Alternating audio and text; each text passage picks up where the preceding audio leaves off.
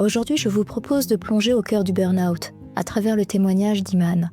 À seulement 25 ans, elle a vu son corps et son esprit dire stop, alors qu'elle pensait simplement manquer de sommeil.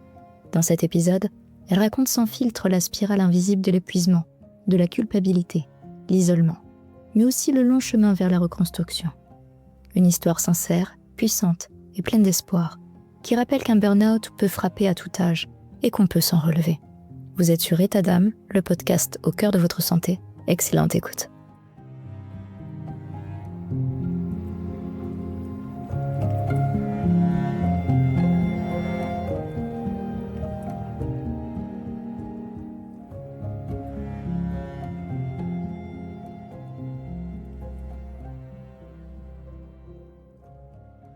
Je m'appelle Iman et j'ai fait un burn-out à 25 ans. Je m'y attendais pas, au début je comprenais pas ce qui m'arrivait. Il faut savoir que j'ai toujours été une personne qui faisait ce qu'on attendait de moi. C'est-à-dire que j'ai toujours été une bonne élève, j'étais première de la classe au lycée, j'ai fait une prépa parce que les gens qui sont premiers de la classe, ils font une prépa. J'ai passé mes concours, j'ai eu la deuxième meilleure école de commerce de France. Voilà, donc j'ai commencé les cours, je suis rentrée dans un moule en fait finalement, où quand on est en école de commerce et qu'on a l'avantage entre guillemets d'être dans une école aussi bien classée, on fait du conseil. Et en fait, moi, à aucun moment, je me suis posé la question de qu'est-ce que j'ai envie de faire dans la vie. Je faisais ce qui était attendu de moi, je faisais ce que les personnes comme moi faisaient.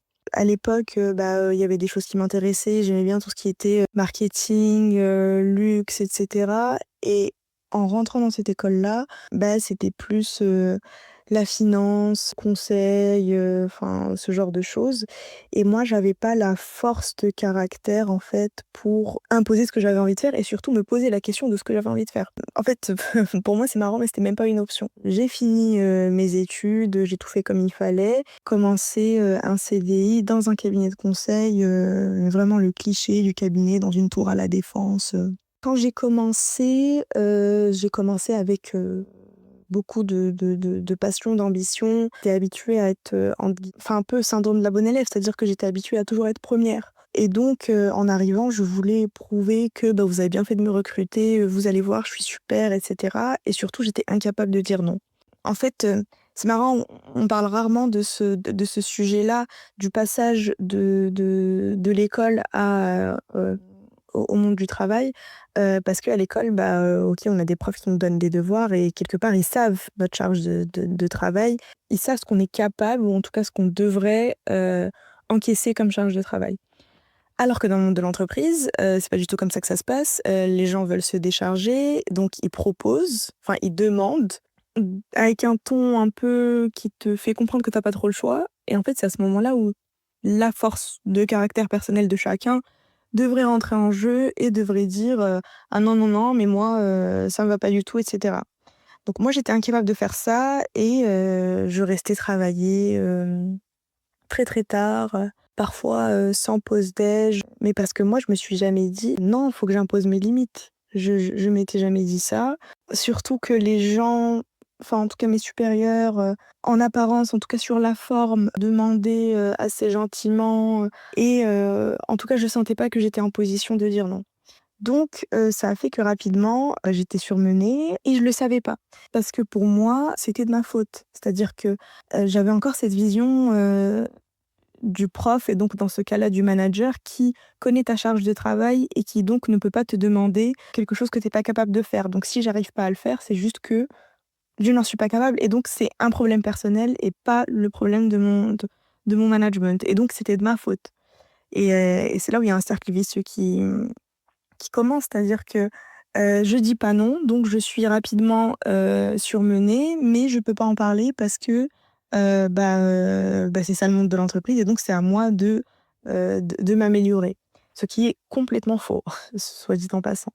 Donc voilà, 6 mois se passent, comme ça, sous une pression, intense où vraiment, au moment de dormir, je rêvais du travail, je me réveillais plusieurs fois dans la nuit, en me disant: «Ah merde, j'ai oublié de faire ça, j'ai oublié d'envoyer tel ou tel mail», et cetera.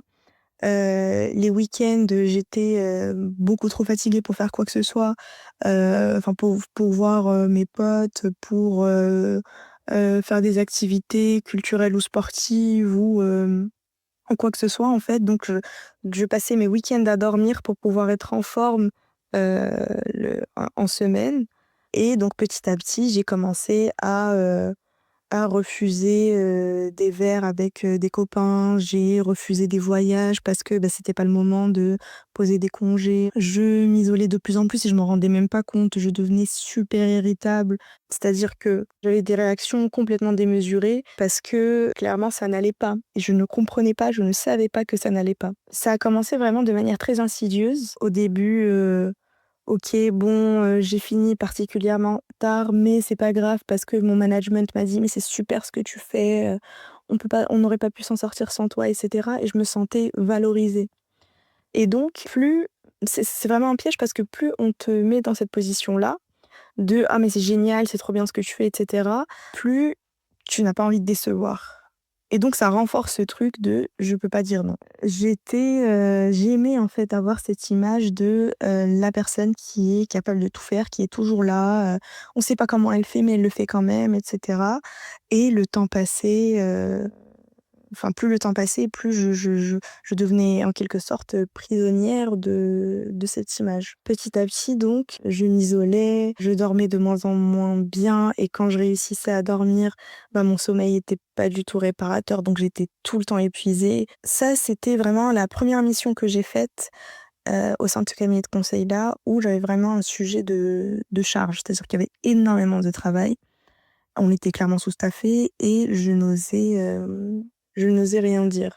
Ensuite, j'ai été staffée sur une autre mission où alors il y avait moins un sujet de charge et plus un sujet de management, de micromanagement même je dirais. C'est-à-dire que je sortais d'une mission qui était super, challengeante où, voilà, on me donnait énormément de responsabilités, à vraiment l'opposé où on faisait pas spécialement confiance, ne serait-ce que pour envoyer des mails, je devais être relue par mon management et cetera. Ça m'a un petit peu fait un choc parce que moi je considérais que j'avais mérité d'avoir des responsabilités. C'est-à-dire que j'ai assez donné sur ma première mission. Là, faut que je prenne les rênes et cetera.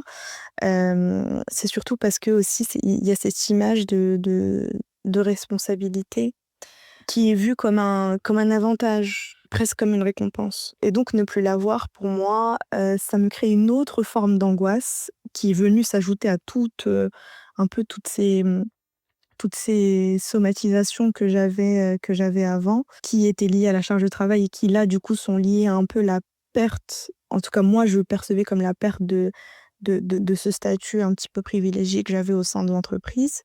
Et c'est là où, ça a été un peu la bascule, où en fait tout s'est accéléré très vite. Je pense que, mon corps avait tellement encaissé sur la première mission qu'ajouter à ça, le stress de la seconde mission où tout se passait pas comme je voulais, en fait, ça a clairement explosé. Et c'est marrant parce que, c'était en partant, en congé qu'en fait, j'ai pu avoir une coupure de mon quotidien. Et quand j'ai repris, après mes congés, je me souviens, c'était les ponts du mois de mai. Après les ponts du mois de mai, en fait, ça n'a plus jamais re-été comme avant. C'est-à-dire que, j'étais épuisée tout le temps, tout le temps, tout le temps, vraiment, beaucoup plus qu'avant. Je dormais extrêmement mal, heu, je commençais à avoir des vertiges, des maux de tête, pour des raisons mystérieuses, c'est-à-dire que je savais pas exactement ce que j'avais. Et donc après les ponts de mai, j'ai fait un peu, le tour de tous les médecins. C'est-à-dire que je sentais que physiquement ça n'allait pas bien. C'est-à-dire que pour moi, j'avais une maladie. J'avais un truc qui coinçait. J'ai fait le tour de tous les médecins et tous me disaient que je n'avais rien. Que, en tout cas tous les bilans de santé que j'ai pu faire étaient, positifs, tout allait bien, et ça me rendait folle parce que pour moi, je ne me sens pas bien physiquement, donc forcément, je suis malade, donc je ne peux pas entendre cette réponse-là. Ce n'est pas possible. Donc pendant que je vivais ça d'un point de vue personnel, d'un point de vue professionnel, la situation, continuait, à évoluer, comme elle était avant. C'est-à-dire que, je continuais à me trimballer ce mal-être et cette souffrance au travail et cette blessure de, bah, j'ai plus les responsabilités et en tout cas la position que j'avais avant et ça ne s'arrangeait pas et avec du recul, je me rends compte que l'un influençait l'autre. Je ne me sentais pas bien au travail, clairement, j'étais en situation de souffrance au travail et bah, ça alimentait, forcément, ma souffrance physique qui elle-même donc alimentait ma souffrance au travail et en fait, ce qui est marrant quand on est managé, clairement par des gens qui nous font pas confiance, c'est qu'on a l'impression de leur donner raison. Dans le sens où, bah, comme on est suivis, qu'on nous fait clairement comprendre que, on n'est pas à la hauteur parce qu'on a besoin de passer derrière nous, bah, ça devient un peu une espèce de prophétie autoréalisatrice. Parce qu'on commence à faire de plus en plus d'erreurs, parce qu'on est mal à l'aise, parce qu'on se fait plus confiance et cetera et donc on donne raison à ce management-là et encore une fois, un cercle vicieux. Tout l'été s'est passé comme ça, arrivé le mois d'août, j'étais censée partir en vacances et c'était des vacances que j'attendais avec impatience parce que ça allait un peu être un reset pour moi. Ça allait un peu être, l'occasion de vraiment couper et je pensais sincèrement que c'était ça dont j'avais besoin. J'avais besoin de, couper un peu avec mon entreprise, partir, je devais passer ces vacances-là avec mes parents, déconnecter et revenir, vraiment, en septembre, toute, pimpante et prête à, un peu, récupérer ce qui me revient de droit finalement, c'est-à-dire un peu cette position que j'avais dans l'entreprise et surtout un épanouissement professionnel. Donc il faut bien avoir en tête que moi j'avais passé tout cet été-là à voir tous les différents médecins de Paris pour, comprendre, ce qui n'allait pas et qui bien sûr me disaient toujours, tout allait bien, que tous mes bilans étaient positifs. Donc je pars en vacances et en fait je me rends compte que l'effet magique des vacances ne s'est pas produit. C'est-à-dire que la souffrance que j'avais au travail, je la gardais toujours en moi. J'étais toujours dans une situation de mal-être, juste, j'étais en vacances, sous le soleil, avec ma famille. Et j'ai passé toutes ces vacances-là, je me souviens, à dormir. J'étais épuisée. Vraiment, j'ai jamais autant été fatiguée de ma vie. Je me réveillais épuisée déjà. Je me rendormais, enfin, je pouvais faire une sieste de 3 à 4 heures dans l'après-midi et je me recouchais le soir, sans problème et ça tous les jours. Même enfin ma famille ne comprenait pas parce que j'avais tout le temps envie de dormir, même dans la voiture, enfin je pouvais faire une micro-sieste, enfin toute occasion était bonne, pour moi, pour dormir. Ça a un peu commencé à me mettre la puce à l'oreille, mais bon voilà, je disais: «OK, heu, je suis fatiguée, bah, c'est à ça que ça sert enfin c'est à ça que servent les vacances, donc j'en profite et petit à petit, la réalisation que, bah, je profitais pas du tout de mes vacances. Enfin, les vacances, c'est quand même aussi pour passer du bon temps, moi je le passais à dormir. Plus le temps avançait, plus, donc la rentrée approchait et plus mon angoisse augmentait. La boule au ventre, dès que je pensais au travail, et à la reprise, enfin là j'avais ça allait pas du tout, je me mettais à pleurer. C'est-à-dire qu'on n'était clairement pas dans une situation, classique de: «Oh là là, bientôt le mois de septembre, enfin bientôt la rentrée, flemme». C'était pas du tout ça. Ça, c'était clairement, beaucoup plus, intense que ça avec, des larmes, la boule au ventre, une angoisse, je disais à ma famille: «J'ai pas envie de repartir, j'ai envie de rester avec vous» et cetera. C'était très, c'est très douloureux. C'est très douloureux cette période. Donc je retourne chez moi, le week-end juste avant le lundi de la rentrée et je me dis: «Bon allez, je me suis reposée, ça va repartir, OK, voilà quoi, j'ai la boule au ventre, mais ça va passer». Sauf que ça ne passe pas du tout, évidemment et je me souviens, c'était la nuit du samedi au dimanche, donc juste avant le lundi de la rentrée, impossible de fermer l'œil de la nuit. Je me tourne et je me retourne dans mon lit, je me sens extrêmement mal, je me sens angoissée, j'ai des palpitations, J'ai eu vraiment le sentiment qu'un danger immédiat, va survenir. C'est-à-dire que, j'étais en état d'alerte, physique, heu, donc impossible de lâcher prise et de dormir. À ce moment-là, je commence à avoir des pensées, on peut dire, noires. Je commence à me dire: «Mais enfin, c'est ça ma vie, est-ce que c'est normal de se sentir comme ça, par rapport au travail?» Je commence à culpabiliser énormément, à me dire que, forcément, j'étais faible, c'était quand même ma première année dans cette entreprise-là, je c'est pas possible, quoi, pour moi de ressentir ça et je n'arrivais pas à mettre de mots sur ce que je ressentais. Pour moi, c'était, un mystère. Pourquoi j'agissais comme ça? Surtout que, j'avais cette image de moi comme étant la fille, forte, qui, arrivait à abattre des quantités de travail phénoménales, que ce soit en prépa ou en école ou même au travail, voilà, c'est-à-dire que c'était pas les sujets ou la quantité de travail qui m'angoissait, c'était tout ce qu'il y avait autour. Donc impossible de dormir ce week-end-là, donc ce samedi-là, je me réveille dimanche. Vous savez quand on dort pas très bien, on n'est pas bien. Je suis constamment, mais vraiment angoissée, c'est-à-dire que je passe la journée à faire les 100 pas, mais comme j'ai dit, un danger imminent allait s'abattre, comme si une catastrophe allait s'abattre, à tout moment, vraiment sur le qui-vive, sur mes gardes, alors que j'étais clairement chez moi, tranquille un dimanche et que j'allais reprendre le travail lundi. Ah oui, et je ne mangeais rien. J'étais incapable d'avaler quoi que ce soit à cause de ma boule au ventre. Je ne sais pas comment j'ai survécu physiquement à cette période-là. Donc on est dimanche, soir, je vais dormir parce que je travaille le lendemain. Tout ça, moi, pour moi, je continue de me dire que le lendemain, je vais aller travailler. Je me tourne et je me retourne dans le lit, évidemment, impossible de trouver le sommeil, impossible de dormir comme j'ai dit, impossible de retrouver la paix finalement. Donc je sais pas comment, au milieu de, toutes ces angoisses, moi seule dans mon lit en train de me retourner et cetera, d'un coup, j'ai comme une espèce d'épiphanie, je me dis: «Mais en fait, je suis en burn-out». Je mets ces mots-là, c'est moi qui les mets, pour la première fois et ça a été un soulagement de me dire ça.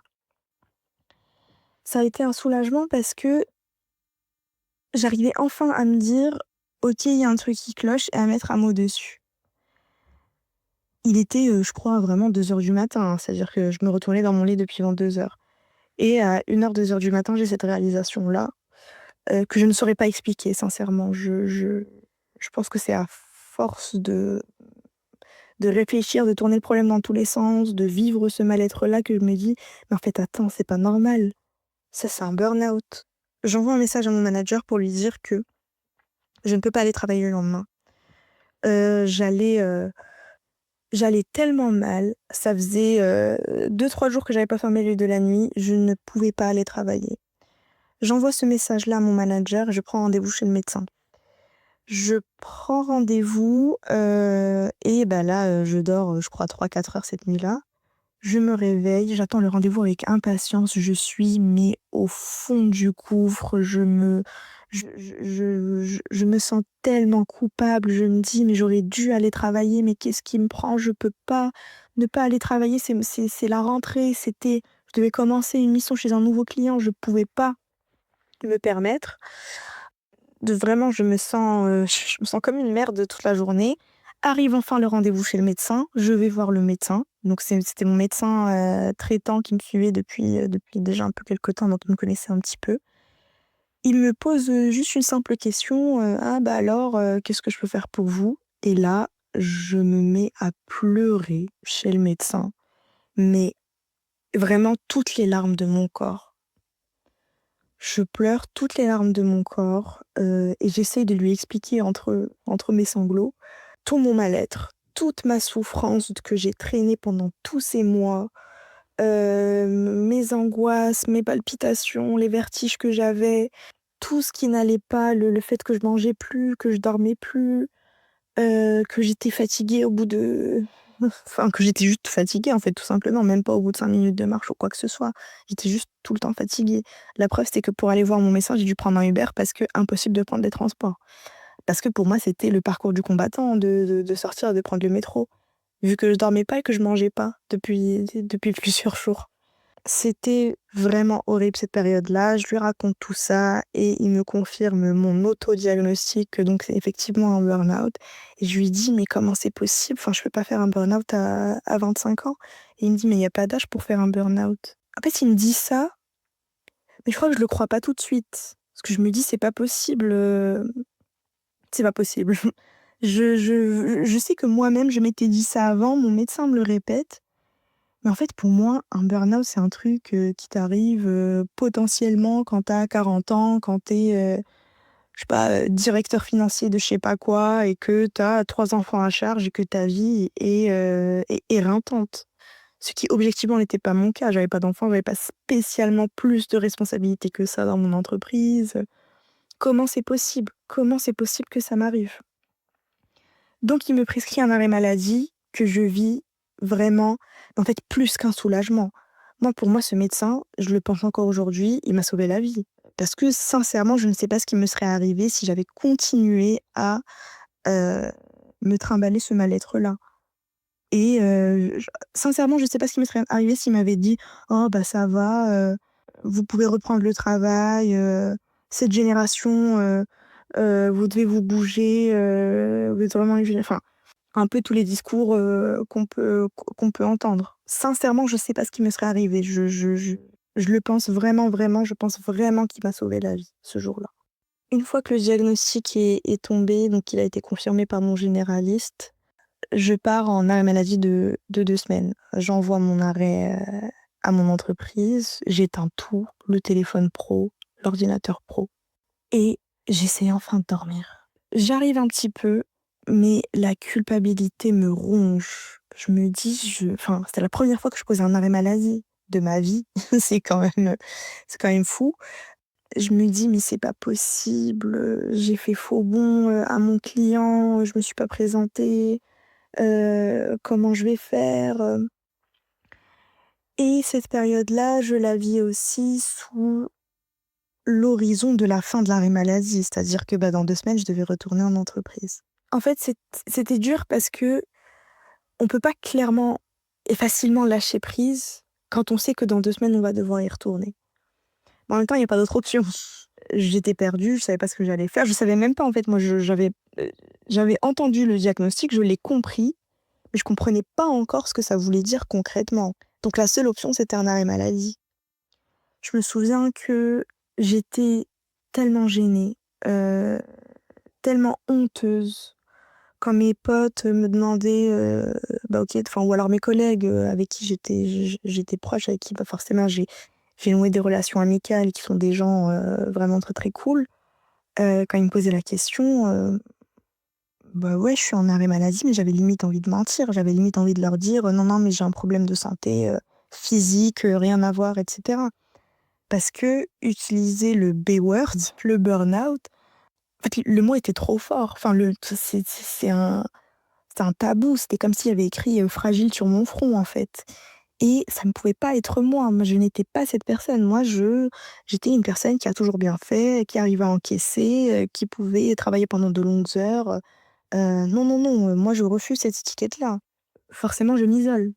J'envoie mon arrêt maladie, je dis à mes potes, «Non, non, mais je suis malade, je suis pas trop en état de parler, on se parle plus tard». Et même à ma famille, j'ose pas leur dire. Parce que vis-à-vis de ma famille, encore une fois, je suis un peu l'enfant prodige.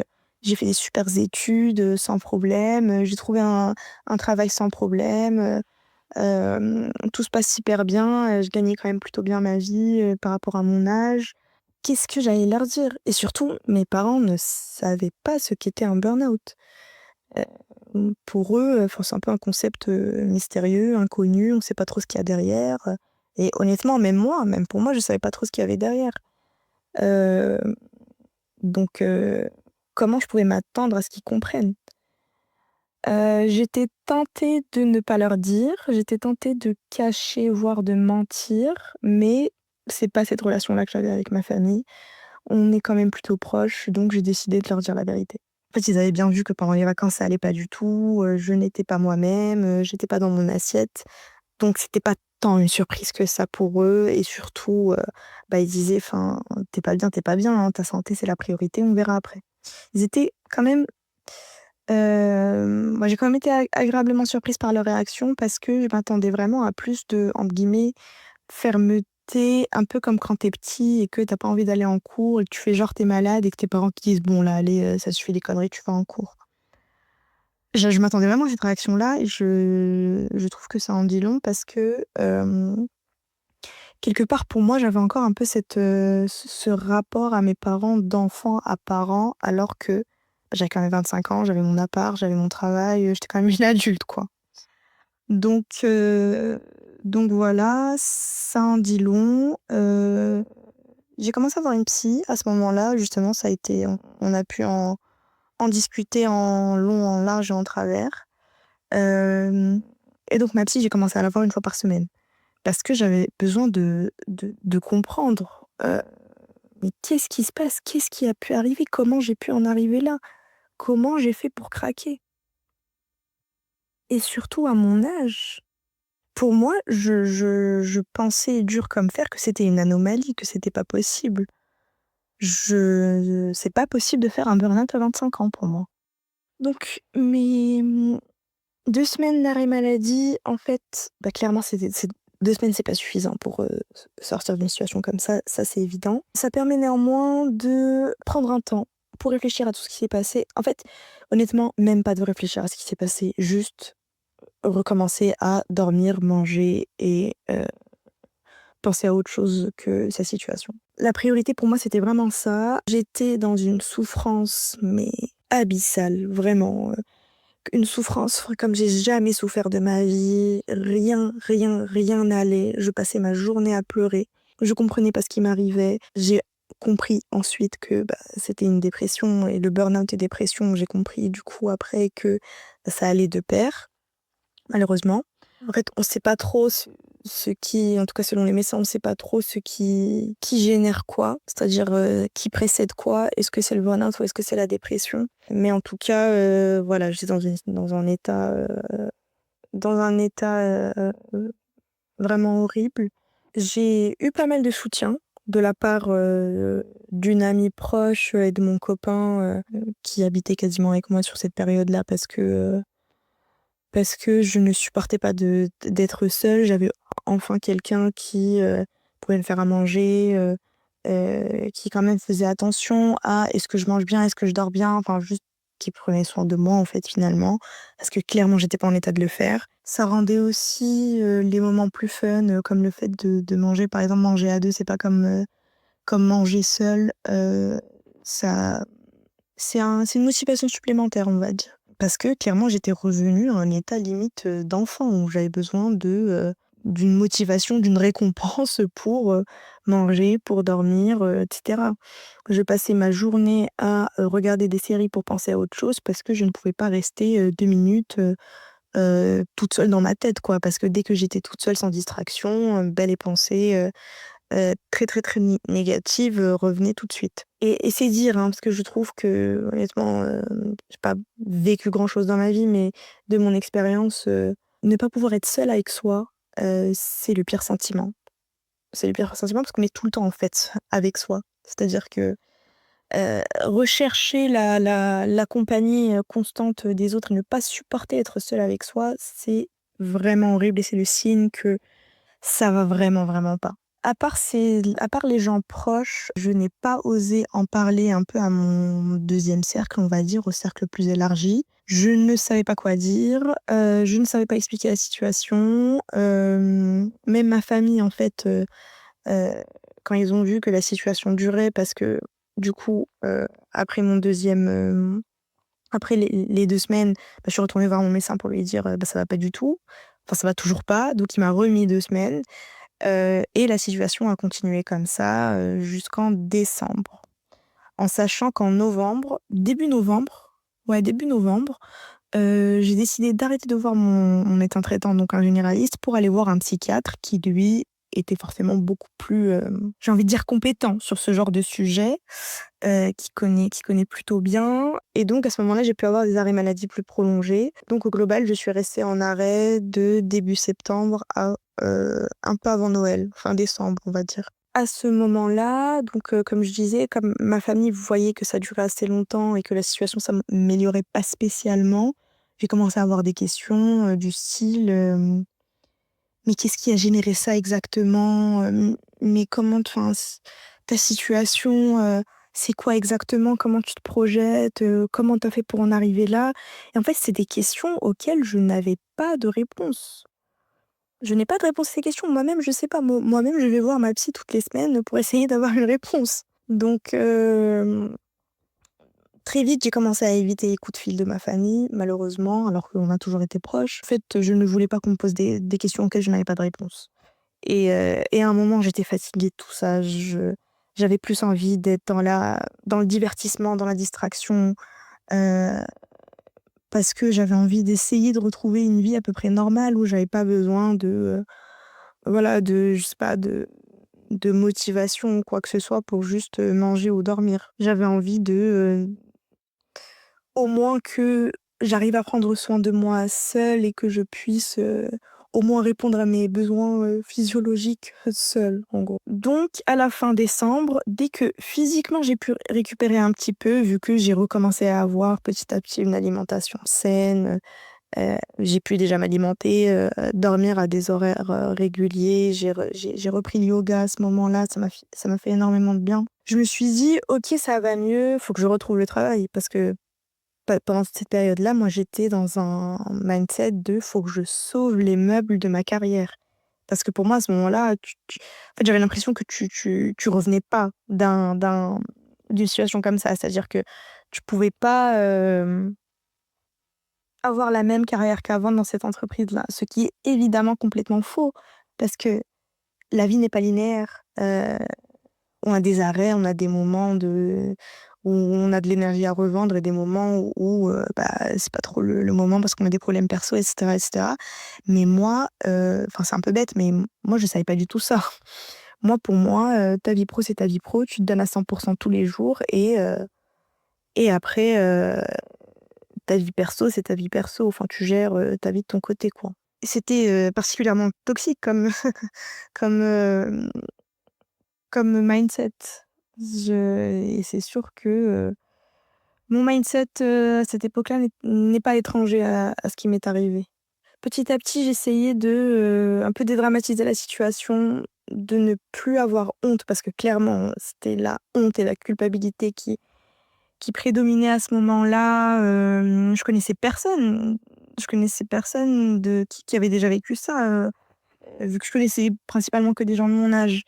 Heu, Personne n'avait vécu ça, j'étais un peu la 1re et donc comme j'ai dit, j'avais l'impression qu'il y avait écrit «fragile» sur mon front et qu'on prenait des pincettes avec moi, et surtout que je n'avais pas d'explication à donner. Je sais pas pourquoi, mais j'étais obsédée par le fait que je devais donner une explication. Enfin, je pouvais pas juste dire aux gens, «Ouais, bah, j'ai fait un burn-out». Enfin, OK, tu as fait un burn-out, mais pourquoi? Heu et à ce moment-là, je savais pas. J'avais des pistes de réflexion, mais je savais pas clairement ce qui a mené, à cette situation-là. Là, ça fait 2 ans. Avec du recul, honnêtement, je me rends compte qu'il y a pas de réponse. Il y a pas de réponse parce que c'est multifactoriel. Parce qu'il y a plusieurs petites choses qui ont fait que, et que la responsabilité est partagée entre moi et mon entreprise. En tout cas, pas mon entreprise à proprement parler, mais les conditions de travail, enfin, sincèrement, c'était un cocktail de plein de choses, mais aussi je me suis rendu compte que malheureusement, j'ai été ma propre ennemie à ce moment-là. Je voulais me protéger à tout prix, mais je pensais que je me protégeais, mais je le faisais pas. Je pensais qu'en me donnant à 100 en me disant jamais non et cetera, j'étais en train de me préparer pour une carrière, de fou furieux et cetera. Mais en fait, je me rendais pas du tout service, j'étais en train de creuser ma tombe. Et c'est horrible de se rendre compte qu'on est responsable je vais pas dire échec parce que avec du recul, c'est pas un échec en soi, au contraire, ça m'a redirigée vers d'autres choses. mais en tout cas que j'ai été responsable de mon malheur, sur ces situations-là. Alors j'étais pas la seule responsable, mais si j'avais le recul que j'avais maintenant, évidemment je serais pas tombée dans cette situation-là. Donc le temps est passé, j'ai repris le travail autour de début janvier. J'ai repris le travail et c'était super angoissant.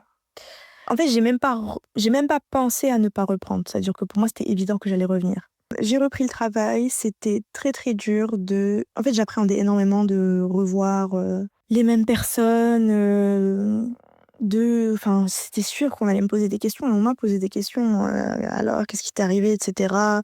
Bon, j'avais quand même réussi à préparer des réponses un peu toutes prêtes. «Ouais, non, mais ça allait pas, j'étais malade» et cetera et enfin, voilà, j'étais pas obligée de donner les détails, de ma situation à mes collègues et voilà, donc en discutant avec mon management, on a décidé que, donc j'allais reprendre, mais dans des conditions autres, des conditions un petit peu plus aménagées, que j'allais, pouvoir faire plus de choses, enfin qui me tentaient, qui me faisaient du bien au travail et cetera et je sais pas si ça a marché. Honnêtement, c'est mitigé parce que en fait, je voulais que ça marche. C'est-à-dire que je me gaslightais un peu en me disant, «Ah tu vois, là, c'est super, ça se passe bien, tu fais tes horaires, enfin, tu restes pas particulièrement tard et ça va» et cetera. Je continuais d'ignorer les signaux que m'envoyait mon corps. C'est-à-dire que, quand j'ai repris, j'avais toujours du mal à m'endormir quand je travaillais le lendemain. Mais vraiment, c'est pas juste, j'ai un peu de mal à m'endormir, bon, je mets, 1/2 heure au lieu de 10 minutes. Là, c'était, vraiment, en fait, j'ai découvert qu'on pouvait dormir, enfin, pas vraiment dormir, juste être dans un état de semi-conscience toute la nuit. Vraiment toute la nuit et donc de pas réussir à plonger dans un sommeil, profond. Je connaissais pas du tout cet état-là et c'est comme ça que j'ai vécu pendant à peu près 6 mois. Pendant 6 mois, je n'avais pas de sommeil, profond. J'étais dans cet état de semi-conscience bizarre, donc un état absolument pas reposant et je m'aidais vraiment de, compléments alimentaires, de mélatonine, de magnésium et cetera, pour essayer de joindre les 2 bouts, pour essayer de, faire comme si, vraiment c'était juste je faisais semblant que ça allait bien au travail et que non mais vous avez vu, oui certes j'étais en arrêt pendant 3 semaines, mais là je suis pendant 3 mois, mais là je suis là, je suis d'attaque, on y va, vous pouvez me refaire confiance comme avant et cetera. Alors que ça me coûtait énormément. Je refaisais les mêmes erreurs. Je faisais semblant en entreprise, alors que le soir chez moi, je ne dormais pas, j'avais je faisais beaucoup, beaucoup de crises d'angoisse. J'étais tout angoissée, c'est-à-dire que j'étais au bureau, je faisais mon travail et d'un coup, palpitations, je regarde autour de moi comme si encore une fois un danger imminent allait s'abattre et je me disais: «Ça va passer, ça va passer, ça va passer». Grosse, grosse, grosse erreur parce que ça ne passe pas. Parce que tout simplement, ça ne peut pas passer quand tu te mens à toi-même et que,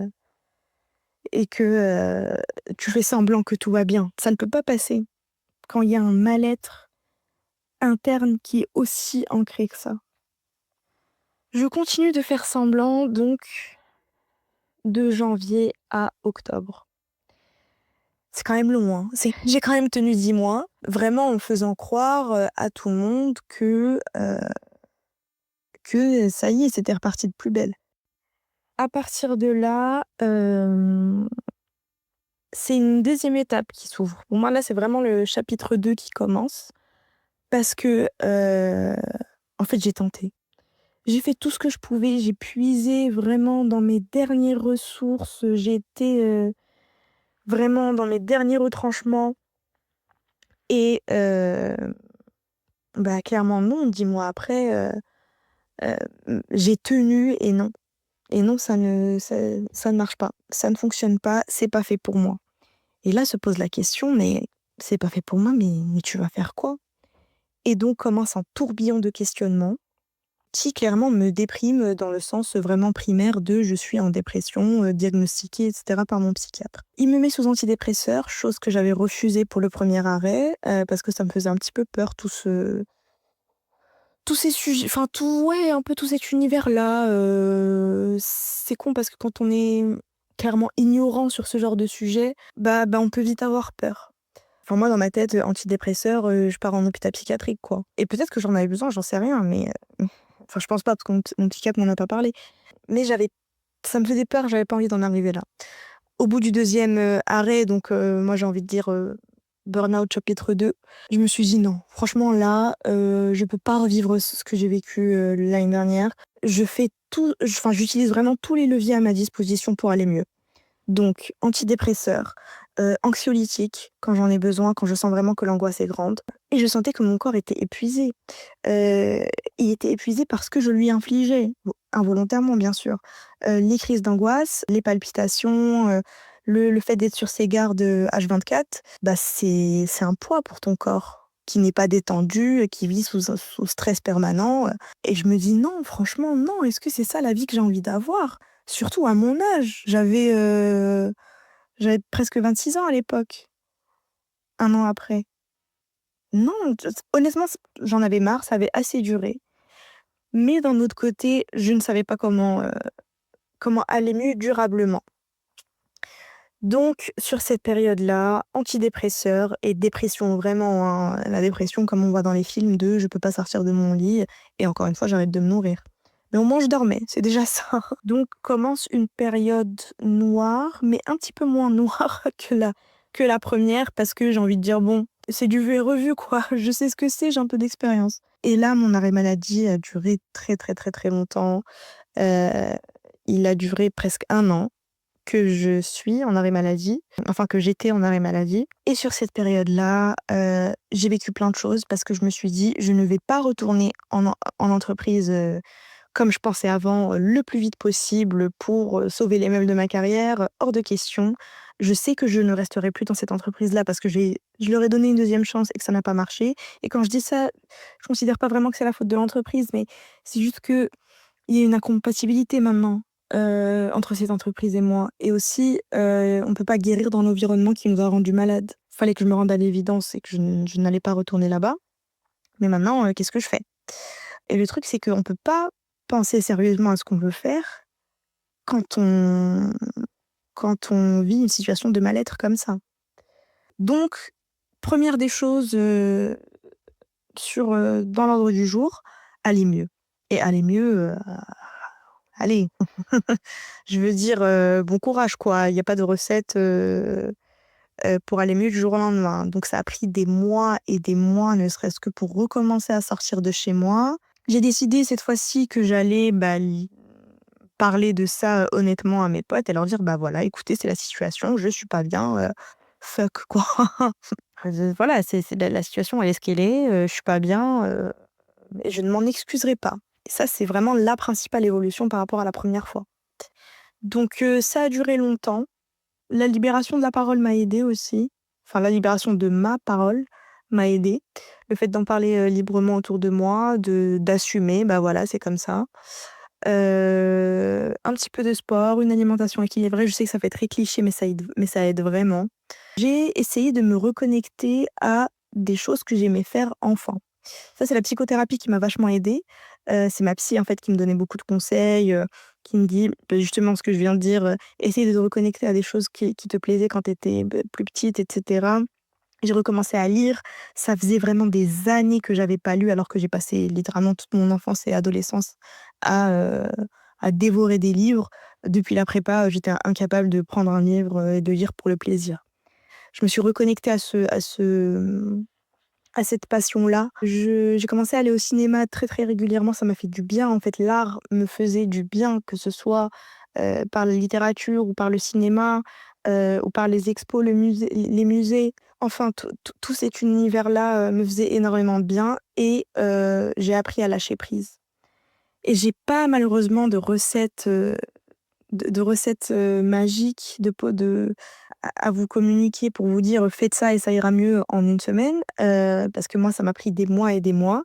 Mais pour lâcher prise, en fait, j'ai juste commencé à me répéter des mantras, du style, «Tu ne contrôles pas ça, donc ça sert à rien de t'inquiéter». Ça peut paraître extrêmement bateau, mais ça m'a vachement aidée. J'ai travaillé sur le fait d'accepter de ne plus avoir le contrôle, de me dire que peut-être que ma carrière dans cette boîte-là, elle est foutue, mais ça veut pas dire que ma carrière dans l'absolu était foutue, surtout que bon, j'avais 26 ans à l'époque, voilà, il me restait 40 ans à travailler, je pense que je vais me débrouiller et surtout cette idée de me dire: «Bah, je dois encore travailler pendant 40 ans», bah, en fait, bon déjà, elle me faisait peur au début parce que je sentais que j'étais physiquement inapte au travail. Donc je me suis dit: «Ouh là là, comment je vais faire pour travailler pendant 40 ans?» Mais surtout, ça m'a fait prendre conscience que, en fait, je peux pas passer 40 ans à faire un travail que j'aime pas et qui me met dans cet état-là. Donc, prochaine étape, faut que je trouve un travail qui me plaise. Et là, bon, ça c'était un autre sujet parce que, c'est compliqué. C'est-à-dire que jusqu'à présent, je sais pas si j'ai trouvé. J'ai des pistes, j'ai beaucoup réfléchi. J'ai envie de tenter quelque chose, mais je ne sais pas si ça va marcher et c'est pas grave. Et ça, c'est vraiment une différence majeure avec la personne que j'étais avant. C'est-à-dire qu'aujourd'hui, j'accepte l'aléatoire dans ma vie, j'accepte le fait de ne pas tout contrôler, le fait de ne pas avoir un plan prédéfini, parce que c'est aussi ça la vie. Et avant, j'avais un plan prédéfini et regardez où est-ce que ça m'a menée. Donc, heu donc voilà, c'est un petit peu tout ça. Aujourd'hui, je ne pense plus être en burn-out, même si de temps en temps je peux avoir des pensées qui sont voilà pas très enfin, pas ouf, et cetera. Mais globalement, ça va beaucoup, beaucoup mieux. J'ai, de nouvelles, ambitions parce que tout ça m'a appris que, en fait, on est beaucoup à être dans cette situation, peu importe, l'âge, hein, que ce soit à 40 ans ou 25 ans, un burn-out, ça reste un burn-out. Ça a des effets mais dévastateurs sur les individus. On le vit tous différemment et donc de là est née, une ambition, celle de devenir, coach, spécialisé en souffrance au travail, en burn-out et plus globalement, coach, carrière. Donc là, le projet, c'est, de passer une certification de coaching et en attendant, j'ai lancé mon compte, sur les réseaux qui s'appelle, Reset du chaos. J'ai créé ce compte-là pour partager mon expérience parce que comme j'ai pu le dire plus tôt, je me suis rendu compte qu'on était beaucoup dans cette situation, des gens que je connaissais, personnellement, mais pas que. Ça m'a beaucoup aidée dans mon processus de guérison parce que partager son expérience a un effet thérapeutique tout simplement.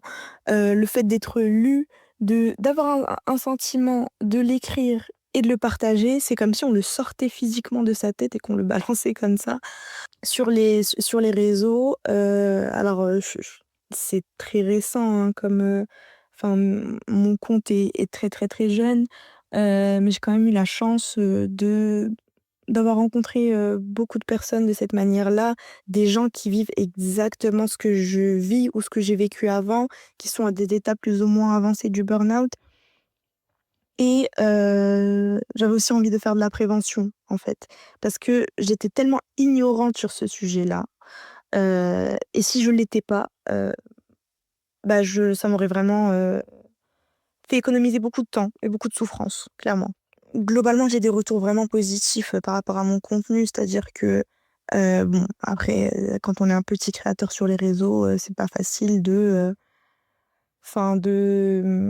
toucher un maximum de monde, mais en tout cas ma petite communauté à son échelle, en tout cas, enfin elle m'a l'air, ravie de des conseils que je peux transmettre. J'ai rencontré des gens comme ça avec qui je discute. On s'échange nos conseils et à terme, bien sûr, j'aimerais utiliser ce compte-là pour, parler de mon activité de coaching, après ma certification, bien sûr. Et concernant cette activité de coaching, en fait, je voulais préciser qu'avant d'en arriver là, je suis passée par un milliard d'idées, hein. Tous les 4 matins, j'allais voir, mes proches pour leur dire, «J'ai une super nouvelle idée, c'est sûr, c'est ça ce que je fais, j'ai envie de faire ça de ma vie» et cetera. Et en fait non et je change d'idée et cetera. Là, c'est l'idée qui me motive le plus, qui me passionne, qui me donne envie de me réveiller le matin, sincèrement. Ça faisait longtemps que j'avais pas ressenti ça. Cette idée d'être passionnée par ce qu'on fait dans la vie et je le vis vraiment comme comme une épiphanie de me dire: «Oh putain, mais on peut aimer ce qu'on fait dans la vie et ça peut nous faire vibrer au point d'être content de se réveiller le matin et se dire: "OK, super, aujourd'hui, je vais créer du contenu, je vais, voir ce que je peux faire pour faire grossir mon compte, je vais chercher des partenariats et cetera. Je vais regarder, continuer mes modules de certification et cetera" et ça me fait un bien fou, vraiment. Parce que je pensais que j'étais condamnée à une vie de bureau, où je dois subir un emploi du temps qui ne me convient pas et faire des tâches qui me plaisent pas plus que ça et en plus subir la pression, du management, un peu de tout, de toute la rigidité du monde de l'entreprise. Et attention, je dis pas que, c'est forcément négatif, intrinsèquement, hein. Ça peut, être super cool pour d'autres personnes, les gens peuvent, effectivement, y voir beaucoup d'avantages et il y en a, hein, comme la sécurité de l'emploi et cetera. Mais en tout cas pour moi, aujourd'hui, après tout ce que j'ai vécu, j'ai envie de vivre plus j'ai envie de prendre des risques, en fait. Et je me dis: «Si je les prends pas maintenant, à bientôt 27 ans, quand est-ce que je les prendrai?» Aujourd'hui, si je peux partager un message, c'est vraiment de dire qu'il n'y a pas d'âge pour faire un burn-out. Il y a des gens qui sont, en études qui font des burn-out, hein. C'est vraiment, complètement décorrélé et indépendant, de l'âge. Il y a plusieurs moyens de savoir, si on est en train de faire un burn-out, si on se sent complètement, épuisé, qu'on n'arrive pas à récupérer son énergie, qu'on commence à avoir des maux, physiques un petit peu mystérieux, on ne sait pas trop d'où ça vient, on va chez le médecin, il nous dit que tout va bien alors qu'on sent, que ça va pas du tout.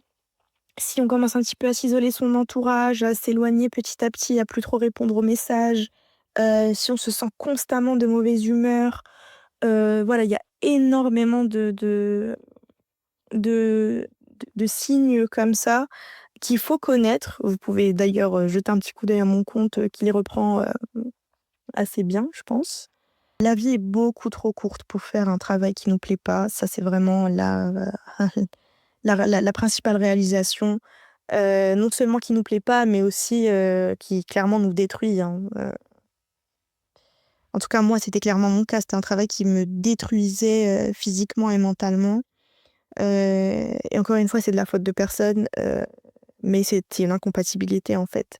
Hem, je me sentais emprisonnée, je sentais que je n'avais pas d'autre option que celle-là, parce que toute ma vie, on m'a préparée vers ce genre de poste, vers ce type de vie. Et aujourd'hui, je refuse. Je refuse clairement parce que j'ai envie de faire ce qui me plaît et comme j'ai dit, la vie est trop courte pour faire un travail qui nous plaît pas. Surtout qu'on passe, encore une fois, il me reste 40 ans de travail, on passe toute la journée au boulot, donc c'est vraiment trop, trop dommage de se résigner. Si une auditrice, qui peut-être vient de recevoir son diagnostic, tombe sur mon épisode, j'ai envie de lui dire que déjà elle n'est pas seule, on est des milliers à avoir vécu ça. Quand on est en plein dedans, on a l'impression qu'on va jamais s'en sortir, que ça y est, bah, c'est notre vie est foutue, c'est comme ça, bien fait pour nous. Mais en fait, pas du tout, pas du tout. C'est vraiment ce que je ressentais pendant ces 2 dernières années. J'étais persuadée que, clairement, hein, que j'allais plus jamais reconnaître le bonheur de ma vie. Mais notre cerveau nous fait croire ça, quand on est dans cet état et que c'est absolument pas le cas et qu'une vie merveilleuse t'attend après cette épreuve et un jour, peut-être, sûrement, tu verras cette épreuve comme un cadeau.